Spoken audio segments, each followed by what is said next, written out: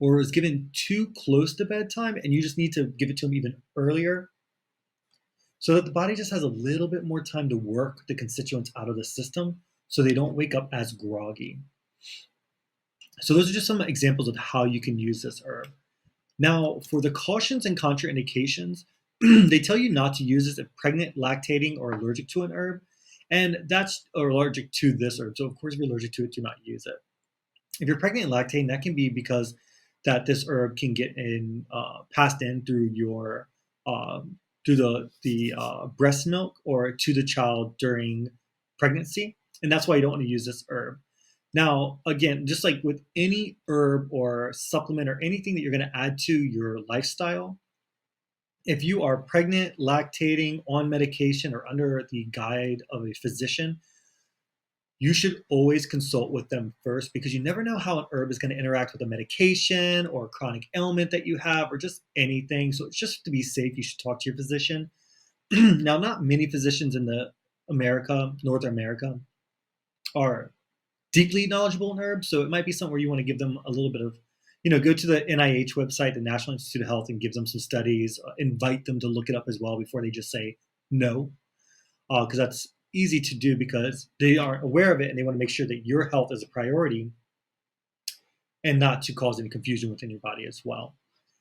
So with that being said, before you administer anything new to yourself or to a child, you should always check with the physician or their pediatrician before giving it to them. Now, cautions. If an allergic reaction does occur, say dry throat, itchy dry tongue, itchy throat, itchy skin, swelling, dizziness, nausea, anything like that, you want to discontinue use immediately and find medical help just to make sure that there's nothing too extraneous going on. Since this herb is a hypnotic, which is similar to a sedative, you do not want to use this while take this herb and use any machinery like mowing your lawn, driving a car, driving a semi, doing construction work, just because you don't know if it's going to impair you. Now, if you're taking such a small dose that it's just kind of helping you with stress and you don't feel the kind of sedative properties of it, like it doesn't make you tired, just clear thought, do what you know is best for you, but what they would say as a caution is do not use machinery when under the influence of this herb. So that's all to say for the cautions and contraindications. And again, that these statements have not been evaluated by the Food and Drug Administration and that this product is not intended to diagnose, treat, cure, or prevent any disease. So we've gone over the traditional use, the Western herbal use, and the Chinese herbal use. So now comes the spiritual correspondence of this herb. So if this is not something that you're about or you believe in or you like, feel free to mute me, pause, skip, do whatever you need to do. But for those of you who are interested, this herb is associated with the element water, which is kind of fun because the water creates the wood, which creates the fire. So you're already at that element that's going to help cool the liver, which then cools the heart. So it does play into its uses. And it's also ruled over the planet Venus, which would then be the goddess Venus and Aphrodite, which is a passionate planet and energetic to it. Some of the works that people use this for would be for dream work. Like I said, for lucid dreaming, listen to your subconscious, write dream journals. Another great thing you can do with this is you can actually put it inside of a herbal pillow. And I typically, when I make sleep herb pillows, it'll be passion flower, chamomile, a little bit of valerian so it doesn't stink, and juhua, which is wild chrysanthemum. And you pack it, make it a cute little pillow, put it under their regular pillow or make it big enough they can sleep their head on it. And that's going to help induce sleep, fight nightmares, and make them have like a more peaceful, longing sleep. It's also used for third eye work, for psychic work, just because of its ability to calm the mind and project what it needs. And it's associated with the heart chakra.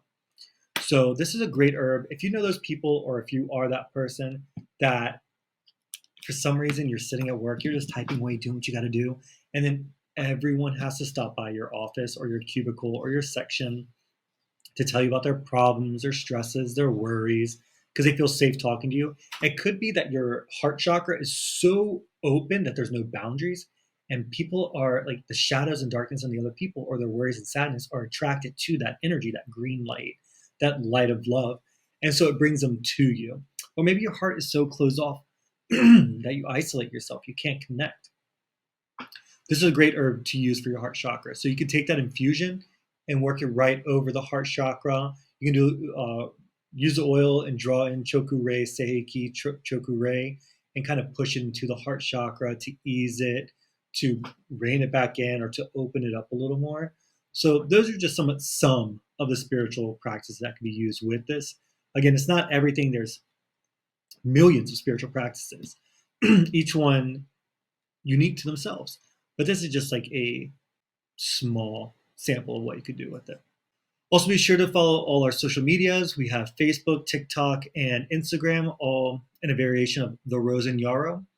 And with that, I'll be posting special discounts just for my social medias on there, new products that I've developed, more formulations I've created, anything new and fun that's going on within our business, I will be posting those on there. So feel free to scan, take a picture of these QRs to find my Facebook, Instagram, and TikTok, so that way you can watch acupressure videos, like finding acupuncture points to use herbs on, herbal knowledge, me foraging for herbs, whatever that we have on there at the time, as well as any specials and discounts that we'll be having that I do like flash sales. Those will be done through my social medias. For those of you who don't know who I am or are new to my channel or my social medias, I would like to let you know that I'm also a licensed esthetician and massage therapist, and I actually instruct and teach in both of those.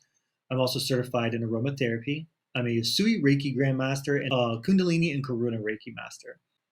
There'll also be a special discount at the end of these slides. So for those of you who are watching on YouTube, you'll be able to see it. And for those of you who are watching on Spotify, I'll be sure to say out the code so that way you can use it. It'll only be good for the week this herb is presented. As soon as I make the next showing for each herb, each time I post a new herb, a new discount will be made and the old discount will be lost. Here's the slide for the QR that'll take you directly to my Etsy listing for Passion Flower.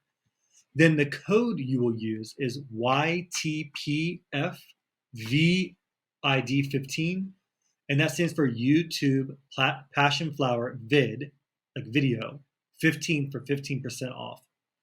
And that'll get you 15% off for the week that this herb is being presented. And then just be sure to follow all the social media so that way you can see any more promotions and sales that we got going on. Now, I will be posting this to Spotify for all those who like to listen to podcasts as they drive to work. I have a 1-hour drive to go teach aesthetics in massage therapy. So I'm always listening to podcasts on my drive to work. So if you're a nerd like me and you like to learn while you drive and just quell the silence with some education and herbs are your passion, be sure to follow. That way you can listen to this voice talk about passion flower. And hopefully this helped you to be a little bit more passionate about the herb itself. And if you're listening on YouTube, please feel free to leave any comments or questions. I would love to see what y'all thought of it, see what you loved about it, what you use this herb for, formulations you use it for, and make a community out of this. So I really hope you enjoyed. Follow up for next week's new herb, which will be a surprise, but I'll be giving some hints out on my social media so that way you're ready for it.